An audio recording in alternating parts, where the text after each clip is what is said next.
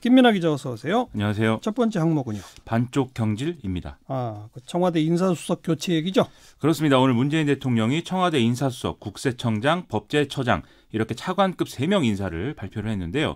그동안 인사검증에 실패해왔다 이런 문제제기의 대상이었던 게 인사수석하고 민정수석 아니겠습니까? 그런데 인사수석만 바꿨기 때문에 보수 언론은 이제 반쪽 경질 이런 표현으로 이 상황을 좀 보도하고 있는 그런 상황입니다. 네. 새로 인사수석 된 사람 누굽니까? 김외숙 현 법제서장인데요. 김외숙 신임 수석은 경북 출신으로 이제 서울대를 나왔고요. 법무법인의 부산 변호사, 한국여성변호사회 부회장, 부산지방노동위 공익위원 등을 이제 맡은 바 있습니다. 청와대는 김외숙 신임 수석의 어떤 노동인권 변호사로서의 역할 그리고 성공적인 법제처장 수행 경험 등이 균형 있는 인사에 도움이 될 것이다라고 설명을 했습니다. 그러니까 문재인 대통령하고 변호사 법무법인을 같이 했죠? 그렇죠. 이제 원래 문재인 대통령은 노무현 전 대통령하고 노무현 문재인 합동법률사무소를 운영을 했었는데 1988년에 노무현 전 대통령이 13대 국회의원에 당선이 되면서 사무소를 떠났고 그 이후에 이 젊은 변호사들을 영입해서 문재인 대통령이 만든 게 1995년 7월에 만들어진 법무법인 부산입니다. 이때 이제 김혜숙 수석은 사시 합격 후에 연수원 마치고 1992년에 이제 여기에 합류를 했던 것이고요. 지난 2017년 법제처장으로 임명될 때까지 여기서 일한 것으로 그렇게 돼 있습니다. 법무법인 부산이 만들어진 건 95년이라면서요. 그렇습니다. 그 전에 이제 문재인 대통령이 외연 확장을 하는 과정에서 김혜숙 수석이 합류를 했던 것이죠. 그렇군요. 거의 30년 2년이네요. 그렇죠. 이 김혜숙 수석이 2012년 대한변협신문에 기고한 글이 지금 좀 회자가 되고 있는데요. 자기가 아무런 연고도 없는 이 부산에서 변호사 생활을 해야겠다라고 결심하게 된 계기가 바로 문재인 대통령 때문이었다. 이런 얘기였습니다. 네. 대학 시절부터 노동자들의 권익을 대변하는 사람이 되기 위해서 좀 변호사가 돼야겠다. 이렇게 마음을 먹고 있었는데 그래도 좀 유명한 노동 전문 변호사를 찾아가서 같이 일하기로 하면서 좀 찾아봤더니 가장 모범적인 모델로 보였던 게 문재인 당시 변호사였다. 이런 거였죠. 네. 법제처장은 누가 갔어요, 그러면? 김형현 전 청와대 법무비서관이 신임 법제처장으로 임명이 됐는데요. 김형현 신임 처장은 인천 출신이고 원래는 이제 판사입니다. 그래서 이명박 정부 시절에 촛불 시위 관련 재판 개입 의혹의 당사자였던 신영철 대법관의 용퇴를 촉구하는 글을 이 법원 내부망에 올리기도 했고요. 또 양승태 대법원장 시절에 국제인권법연구회가 사법부의 문제점을 진단하기 위해 실시한 설문조사가 있는데 이것을 이제 법원행정처가 좀 발표하지 못하게 압력을 가하고 이런 의혹이 불거지자 이에 대한 진상조사를 요구한 이런 이력도 있습니다. 예. 그리고 나서 2017년 5월에 문재인 정부의 첫 법무비서관으로 발탁이 됐었는데요. 지난 5월 달에 청와대 비서관 인사 때 물러난 바 있습니다. 그런데 이번에 이제 법제처장으로. 그렇습니다. 그다음 국세청장은 누굽니까? 김현준 서울지방국세청장이 신임 국세청장으로 임명이 됐는데요. 한승희 현 국세청장이 다음 달이면 임기 2년을 마치게 되기 때문에 이뤄진 인사입니다. 김현준 신임 청장은 경기 화성 출신이고 서울대 졸업, 행시 35회로 공직에 입문을 했고요. 주로 조사국장 등의 업무를 맡아서 조사통이다 이런 평가를 받고 있습니다.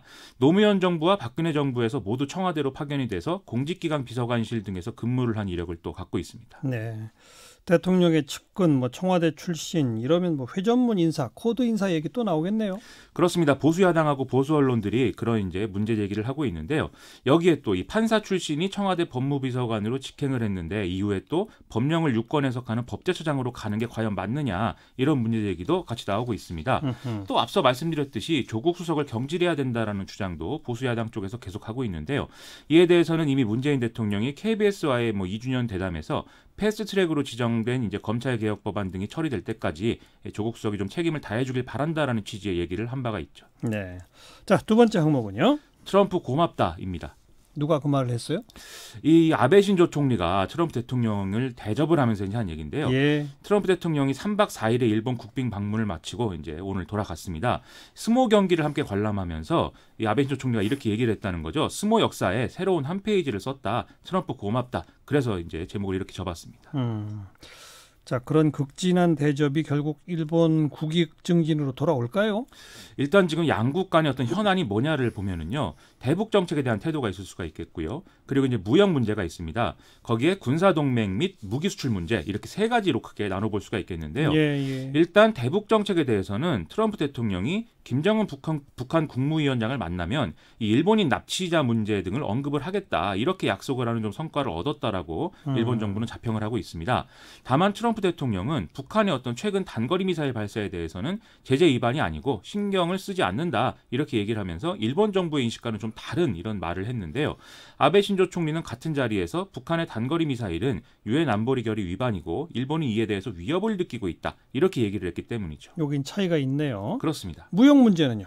이미 양국 간의 무역 협상이 진행이 되고 있는 상황인데요. 트럼프 대통령은 수년간 믿을 수 없을 정도로 큰 무역 불균형이 일본의 이익이 되고 있다라는 이런 얘기를 해서 좀 아베 신조 총리를 압박을 했습니다.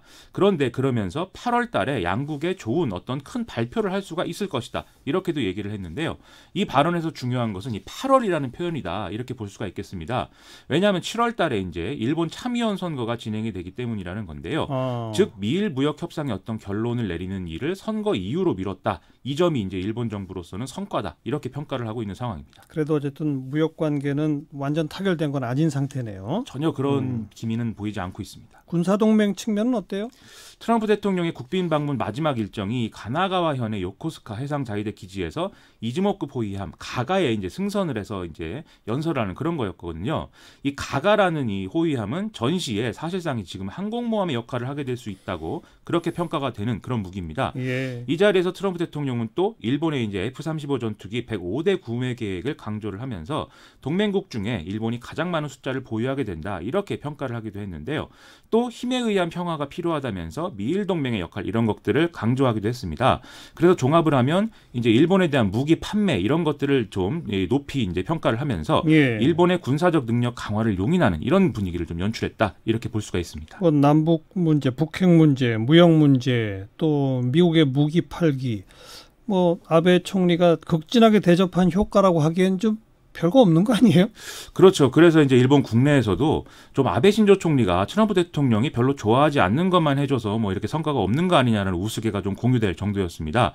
아베 신조 총리는 트럼프 대통령을 이제 골프장, 뭐 로바다야키, 초밥집, 스모 경기장 이런 데 이제 쭉 데려갔는데요. 정작 트럼프 대통령은 술도 먹지 않고 초밥도 안 좋아하고 스모보다는 프로레슬링을 좋아하는 사람이다. 뭐 이런 우스개입니다. 예. 어쨌든 이런 정상 간의 친밀한 관계가 뭐 전적으로 국익으로 이어지지 않는다는 것은 뭐 당연한 일인 것 같습니다. 여기까지 수고하셨어요. 고맙습니다. 김민아 기자였어요.